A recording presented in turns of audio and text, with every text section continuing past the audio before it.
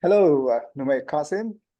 Welcome to the show, and it's great to have you today to have a short conversation to talk about our alliance, where we have both chapters, IIA Sri Lanka chapter and ISC2 Colombo chapter have recently signed a memorandum of understanding to collaborate together in the industry. So it's my pleasure to host you, Numair. Thank you very much, Sujit. It is my pleasure as well. Referring to the MOU you just alluded to, like most of our institutes, the purpose of having this MOU in place is to ensure that we serve both sets of our members and to ensure that our services are provided to both sets and also share the resources between the institutes while also organizing events jointly and ensure that the members benefit from programs organized by the other institute as well. So looking forward to this chat, Sujit. So, Numair, thank you so much for, thank you to you and to your board, because it's a big step for us, right? I mean, I think globally, IIA is a trendsetter when it comes to setting standards, internal control standards or internal audit standards.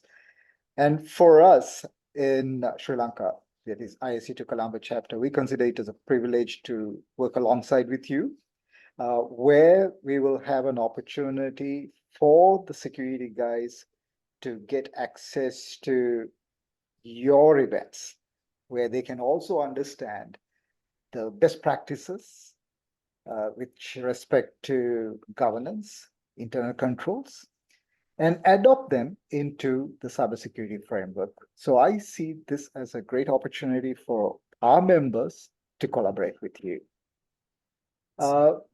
Yeah, go ahead. So indeed, that feeling is mutual, Sujit, I would say, because it is a great opportunity for our members also, even though IIA has programs and various initiatives in place for our members to attain and practice cybersecurity related skills. But such an alliance provides more focus and more opportunities for our members to work with an industry specialist so that we also at IIA look forward very much to the benefits that our members can accrue from this partnership. Absolutely, Numail. I think we in Sri Lanka are in interesting times, right?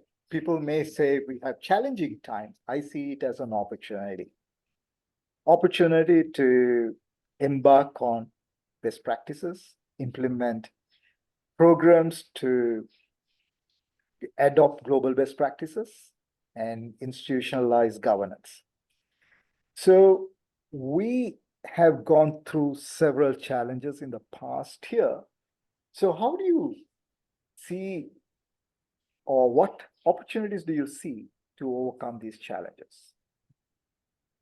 So the challenges primarily, Sujit, from an internal audit point of view, what we face, mainly the internal auditors who are not from an IT background are currently facing many challenges due to the rapid development or rapid automation of their processes.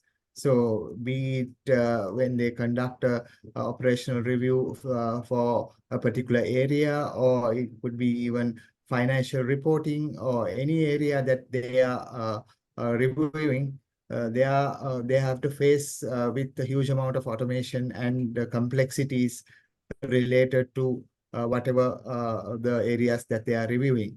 Unless they have this necessary basic skills in place, they would face challenges in understanding the risks and also the terminology and although the relevant processes within those areas that they are auditing. So it is very much important from their point of view. I'm talking about operational auditors who don't have this IT background to understand and also ensure that they gain knowledge in these respective areas so that they are better able to understand the risk within those areas and incorporate them into their work programs, so that when they provide their assurance to the respective boards, they are in a better position or better footing to provide those informed decisions to their respective boards. Absolutely. I have to agree with you. Uh, we are at a stage where there are new technologies, artificial intelligence, for example, right? You spoke about automation. Then when we talk about automation, the next step, we always talk about visualization analytics. And then we talk about how do we streamline processes and adopt automation, or even use artificial intelligence to enhance our existing processes where we can uh, maybe excite the customers with excellent service opportunities, or even enhance our internal processes. Now, there lies underneath, as you rightly said, is a risk component. So having people like you who represent the internal audit fraternity involved right at the outset of all these initiatives helps us to identify risk at the outset of the project before it even commences. On paper, we can always assess those risks. And then we can monitor the risk status or the risk posture as the project evolves. And then when it goes into production, we can also understand. So the way I see it, and when I wear the CISO hat of any organization, and when I have a conversation with an internal auditor, it gives us an opportunity to talk about the same thing. You're talking risk, you're talking about internal control. We are also talking about risk, we are also talking about controls.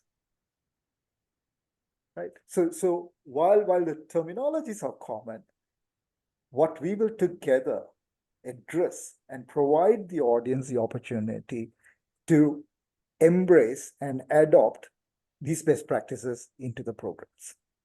That's right.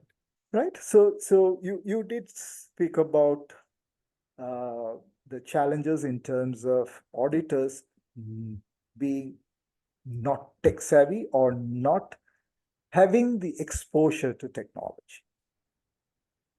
Right. So is there something which you think is the current need for you in terms of IT skills or skills which the auditors require? Yes, very much so, Sujit. It is the need of the hour, I would say, in terms of the career development for all internal auditors, taking into context all the new technologies that you spoke about. Otherwise, you will be left behind, and also the assurance and the reporting that you provide to your boards will not be meaningful. So in order to be in that footing where you are able to provide that assurance, so you need to be in a position whereby to acquire those skills and understanding of the processes and also the new technologies, so that you are able to provide. So be it the new technologies that you spoke about, AI, visualization, and or even the basic concepts related to IT, the controls and all that. Internal auditors need to be able to diversify their knowledge skills by taking up more certifications, relevant skills. ISC2 would be one area that they can focus on. And even our own IIA programs are very much focusing on providing those additional skill sets to our members. So be it through those certifications or interacting with IT specialists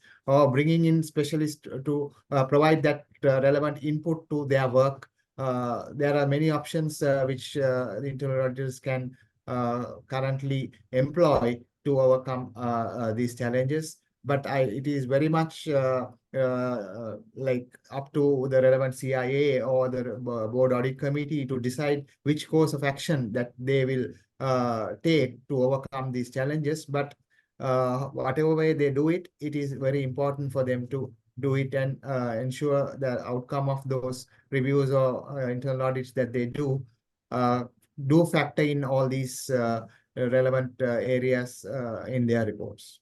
Absolutely. So one observation I would like to make is you all have various stages of certification.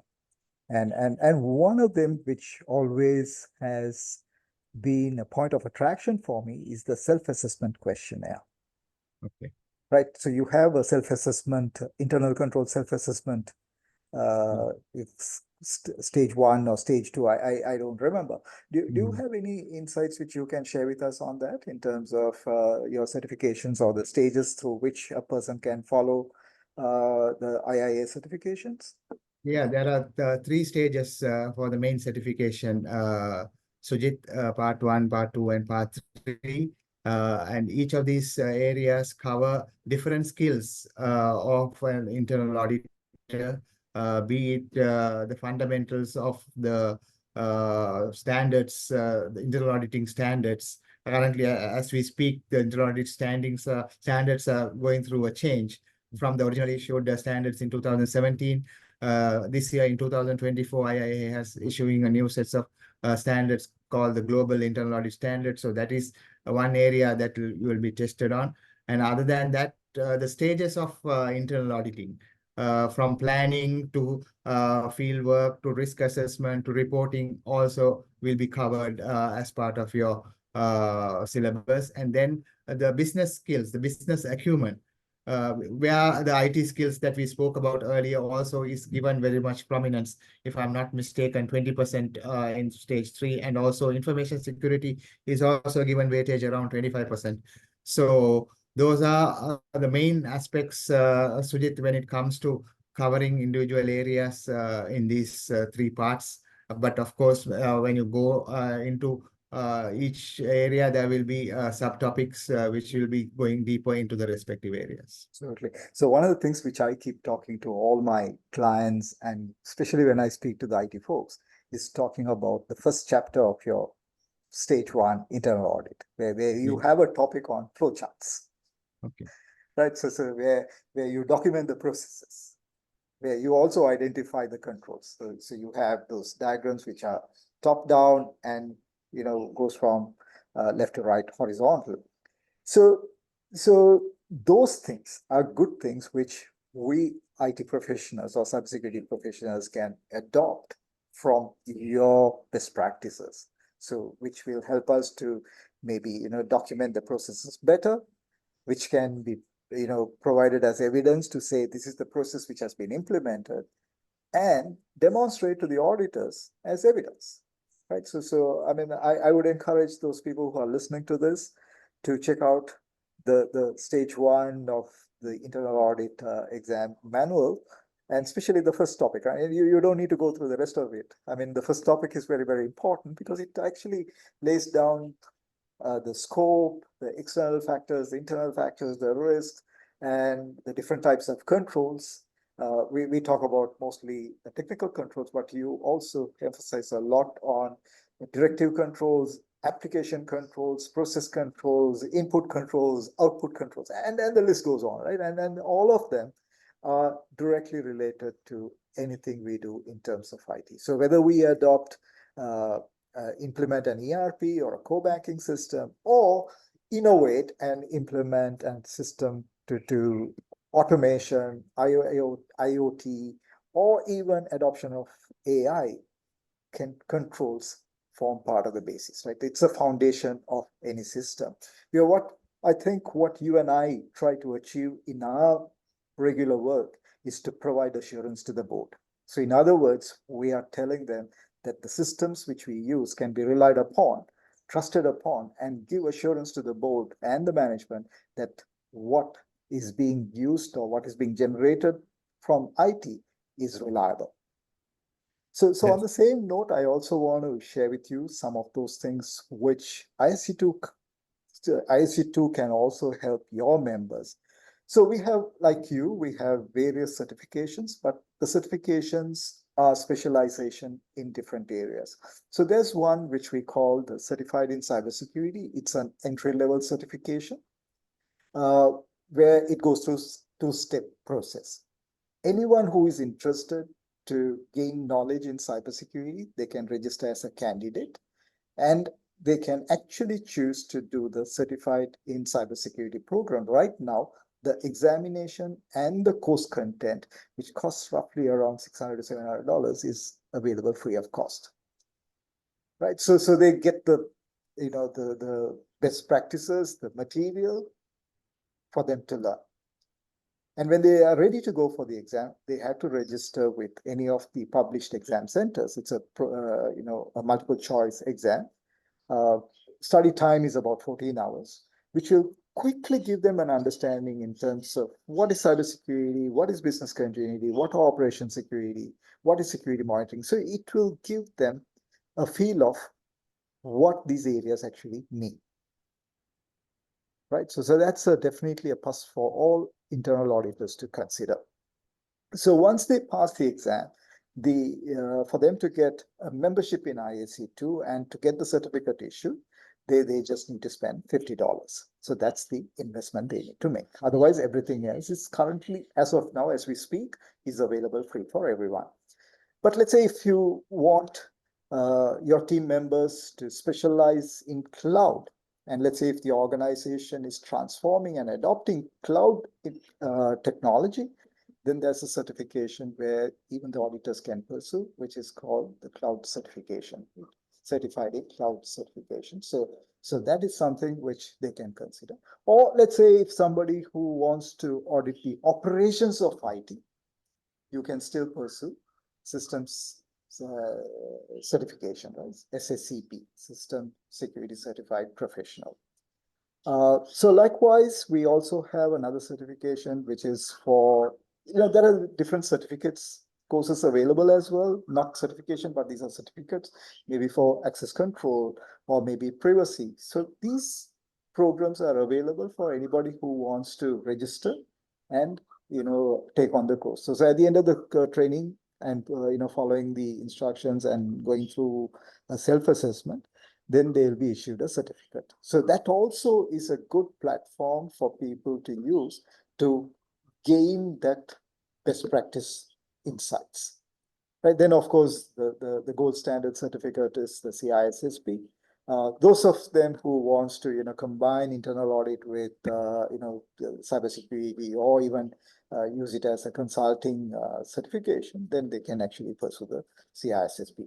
So Numair, over to you. I mean, I've been speaking a lot, and I'd let you ask me if you have any questions so that we can just to add to what you said, yes. just add to what you said, Sujit, the importance of you meant the IT professionals, information system auditors to learn internal audit skills. You highlighted a couple of areas, documenting workflows and other controls.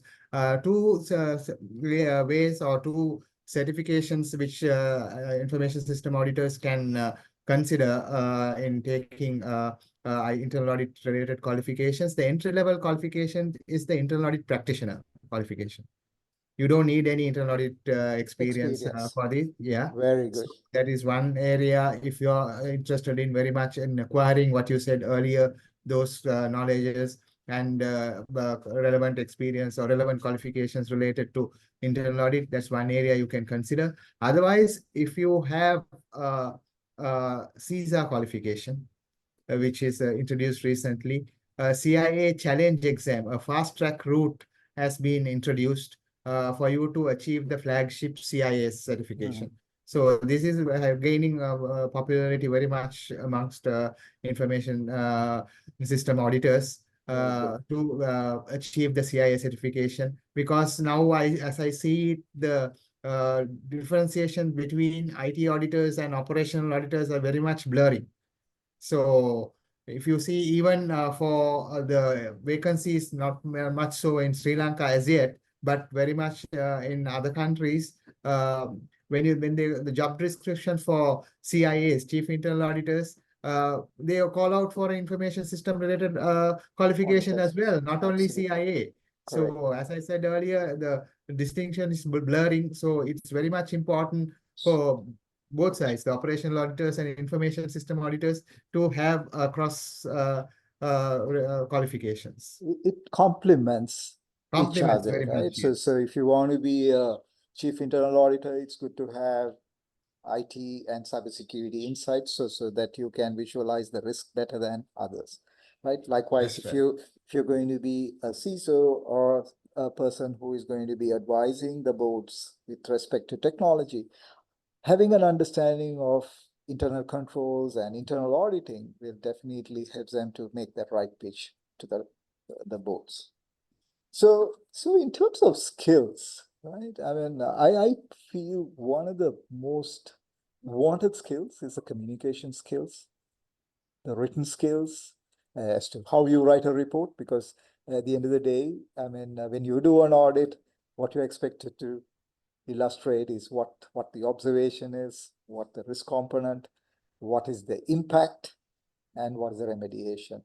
The same is true with IT as well, right? So when we observe a weakness, we need to say what that weakness is and what controls need to come into play or how it has to be improved. And then, of course, continuously evaluating those and reporting, right? So that communication, written, spoken, is so important. And I guess it is the same with you as well. Yeah, you're spot on very much, Sujit. With all your technical skills, your analyzing risk, everything would be of waste unless you are able to communicate what you have done to your stakeholders. So your oral presentation skills, your written presentation skills, and how you present them at your audit committee, your board is very much important. So internal auditors, there are many articles and books written on this subject. So I encourage we at IIA also can provide reference to those articles if anyone is interested. So this is very much an important area for IT auditors, the information system analysts, or anyone, internal auditors. So to gain that soft skill of presentation skills related to both verbal and written. Absolutely. So one of the things I remember when we were signing the MOU a couple of weeks ago, one of the highlights we had in our discussion is to share knowledge, right? So we would, going forward, what we would do is we would identify each other's needs, and where possible, we will collaborate to host physical events. That probably would be a chargeable one because there'll be cost associated with hosting physical events, where we would invite industry experts who can be audit experts, who can be cybersecurity or systems auditors, compliance, risk, legal, the list goes on, right? So we would invite all of them to speak on a specific topic or talk about areas which are emerging. Right. So we have a wide array of topics which we could actually put together and have conversations around that. And the other thing which Numaira and I agreed as well, that we would continue to explore where we can have these short virtual conversations, where we would record where necessary, or we would go live and do these events, and where we would also bring domain experts and have a quick conversation around certain burning issues. So, Numaira, is there anything else you feel that we should be doing together?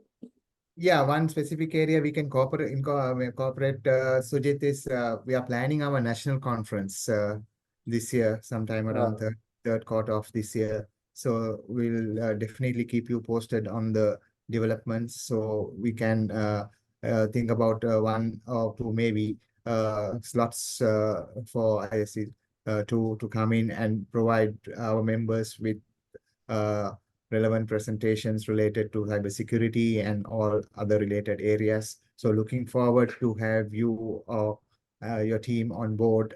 So we'll keep you updated on the other logistics related to the conference soon. Absolutely.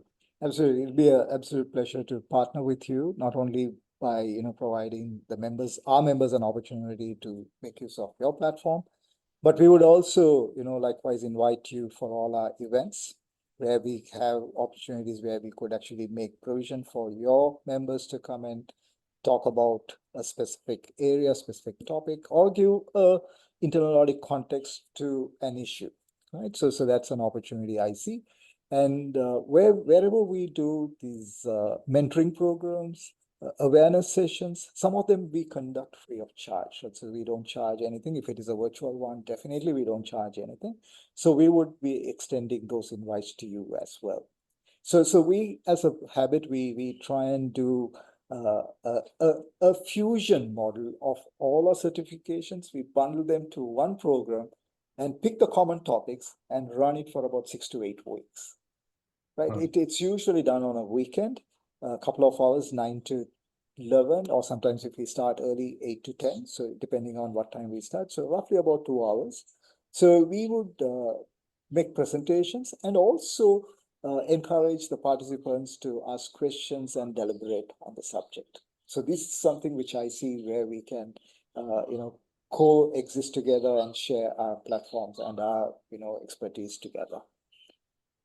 As we spoke during the Yeah. MOU signing, Sujit, one particular aspect that might be of interest to our members, I think you alluded to it earlier also, that the program that you all had, the free cybersecurity certification, is that still Certified, on? it is still Yeah. on. Certified in cybersecurity, it is still on. Yeah. It was the most popular certification Yeah. into 2023, and it Yeah. is still on.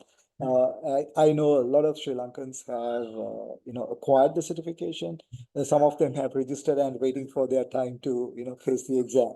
So I encourage all your members So to, perhaps we can share the link with our absolutely. members and encourage them to come forward to do that qualification as a starting point for them to gain further certifications in relation to. Correct. So perhaps one area Absolutely. immediately we can look into. Correct. So while you do that and get your members to register, and if you feel that some of your members may need hand-holding, a short mentoring session, we'd be more than happy to host that for you That will be great. at no cost at all. So we Sure. would do this as giving back to the community.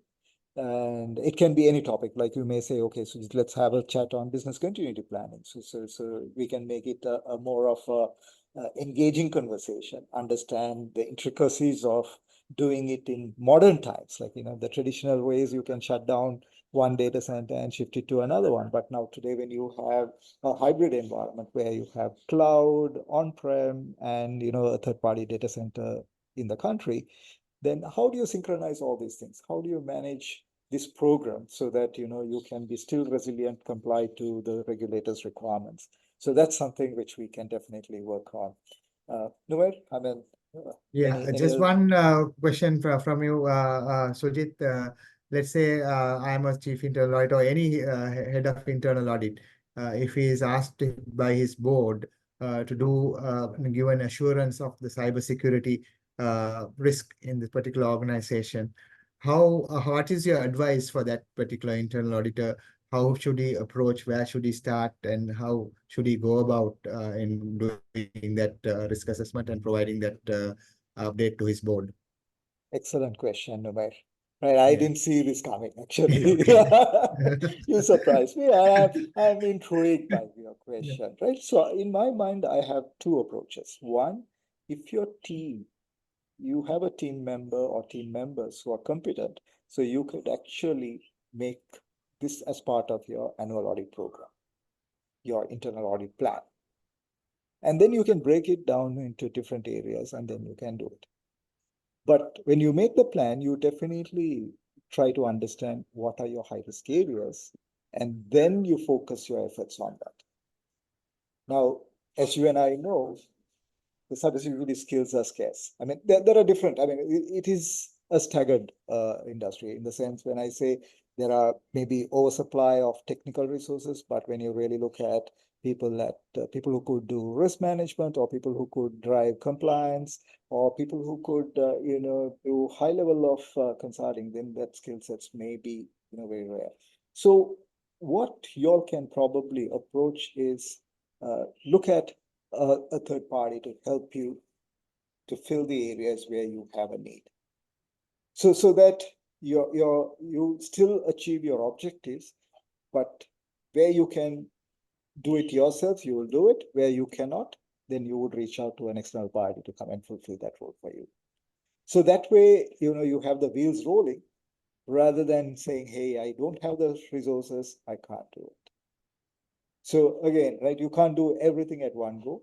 prioritization becomes the key. So your risk management program, when I'm talking about risk management program, I'm talking about the enterprise risk management program.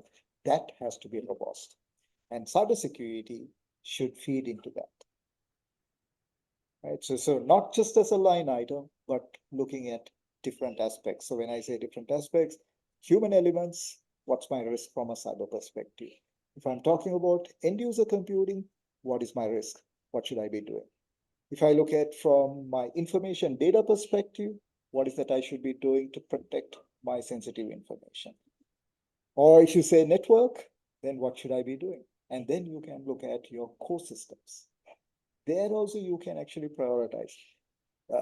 I mean, some systems, even if it is down for a month, it doesn't have a business impact. But your core banking, since you're coming from a banking industry, if your core banking is down for more than 2 hours, the regulator is going to step in. Yes. Right. So you can prioritize and understand where you need to focus and where you need to bring in the resources. Then you can prioritize, and thereby you can optimize your resource utilization. One last question from me, Sure. Sujit. I think most CIAs or most internal auditors will agree with me when I say this. One challenge that all are facing is related to talent shortage, especially in relation to IT auditors, IS auditors. Right. So in this context, in this country more so, what is your advice to chief internal auditors in terms of bridging the talent shortage? How can they go about training their juniors or any other options that they can take to fulfill this need? I think this question, I think, is being asked or being discussed for the last couple of years. Yeah. Right. And even if we have this conversation 5 years from now, we'd be still saying there's a shortage of skills, right? And you go to the leisure industry, they would say they are short of people. You go to the manufacturing, they would say they are short of people. You go to the construction industry, they would say the same.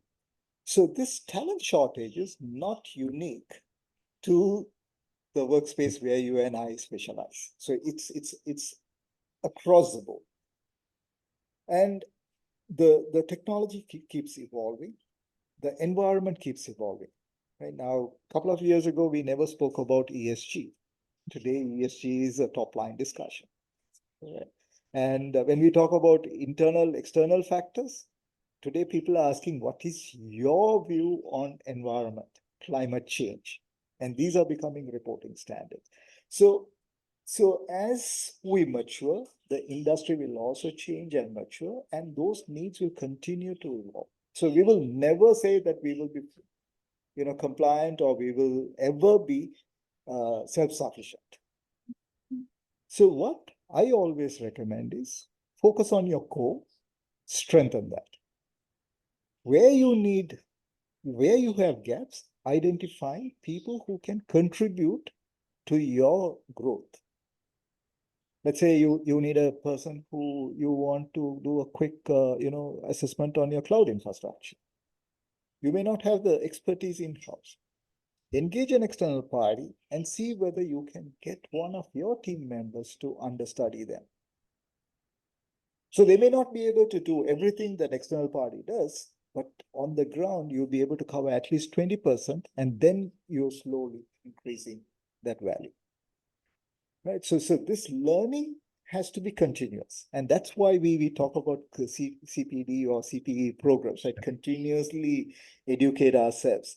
So I guess every person who is part of our teams in every organization should also endeavor to learn new things. And that should be a KRA, an assessment point in your performance appraisal. What is the new thing they learned and they brought it into our work stream? Thereby, either they reduced the overheads or improved efficiency or reduce the risk. Those are easy KPIs to measure, right?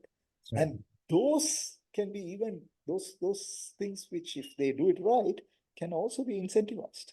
So thereby you're motivating people to contribute rather than saying, hey, let's give you an increment every year.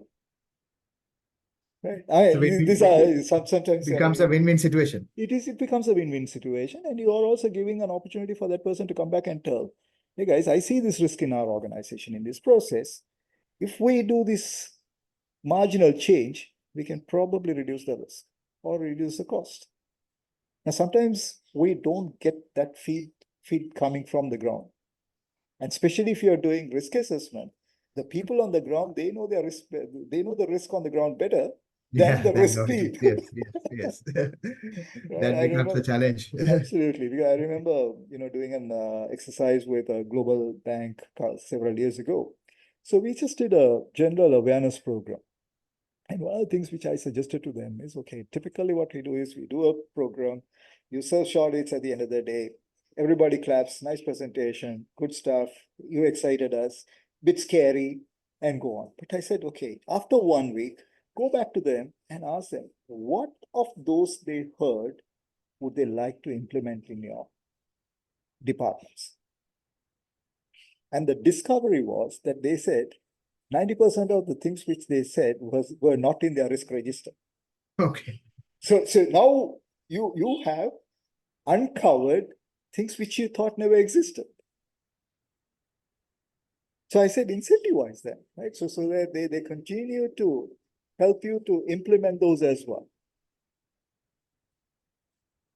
No, I mean, your thoughts. I'd like to hear your thoughts as well. I mean, do you have a Yes, very different much view so. of Very much so, Sujit, like involving and bringing people to undergo continuous training, and also, as you quite rightly said earlier, that understudying experts, bringing them on board, and that's the way of continuously making that channel open for you to have that talent pool going. Otherwise, you will end up on the search on the job market for looking for new talent all the time. But you should be able to nurture it internally so that the talent pool keeps flowing. So and whenever the opportunities are there, and also bringing in that incentivization gives that added impetus for to ensure that the relevant talent is available internally and when it's needed. So thank you very much for that input, Sujit. Sure. Something for all internal auditors to take note of and Absolutely. to ensure that they implement in their organizations. Absolutely. So I just want to say one thought on this line, right? I mean, when we started talking about internal audit certification, that was way back in 2006, as early as that. And that was the time IIA Sri Lanka chapter was established. Right? And I had the privilege of being one of the founder members of IIA Ah, Sri yes. Lanka chapter. Right? Okay. And there were only one or two people who were qualified. And today we can confidently say that number has increased. That's right. And the interest has increased as well. And I see people like you always willing to contribute back to the community. Right. And you have always come back and shared your knowledge, your experience with the people who are aspiring to be one of those.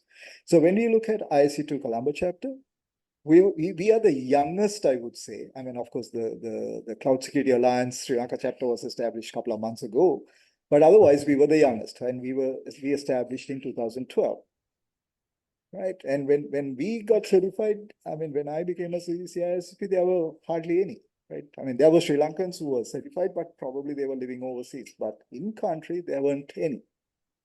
But today we have a number. We could always say collectively IC2 membership is probably credential holders could be more than 200, 250 living in Sri Lanka. But Okay. a larger number of them have migrated. And the same is true with you as well. So we Very will much true. continue. Very much true, Sujit. Even though, as you said, we started in 2006, our numbers have fluctuated widely because of these migrations that are taking place. And now currently also our portfolio is around 200 members for the local chapter, but there is much more potential. We have a Absolutely. subcommittee, especially for membership relations, and also another one for advocacy.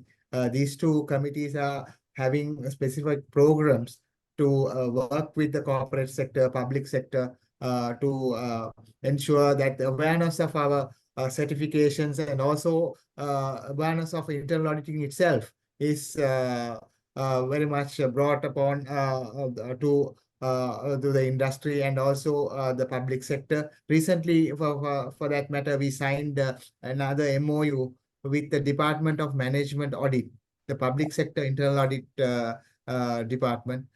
So they have roughly around 400 internal auditors attached to their organization. So I see as a great opportunity for us to widen our scope and widen our internal audit base in the country. And so now we are working with them to train them in specific areas to give in fact, we had a presentation for them on information security and IT auditing recently. And so we are very much focusing on these areas to broad base our membership base. And also we are thinking about taking it to the outstations.